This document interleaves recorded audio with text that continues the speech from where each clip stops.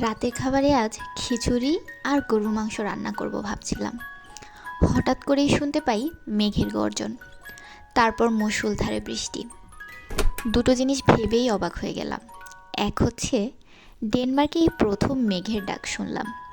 দ্বিতীয়ত, বাংলাদেশে সচরাচর বৃষ্টি হলে খিচুড়ি খেতে ইচ্ছে করতো, আর আজ বিষয়টা উল্টো হলো। খিচুড়ি রান্না করব শুনে বৃষ্টি এলো। যাই হোক, রান্না করার সময় মনে পড়লো আমি বিয়ের আগে কখনো খিচুড়ি রান্না করিনি। চাল ডাল মিশিয়ে খিচুড়ি হয় সেটা জানা ছিল, শুধু সমস্যা ছিল পানির পরিমাণ নিয়ে। বিয়ের আগে বিরিয়ানি রান্না করেছি, কারণ আমার প্রিয় খাবারের লিস্টে বিরিয়ানি একটা। তো আমি প্রথম যেদিন বিরিয়ানি রান্না করতে গিয়েছিলাম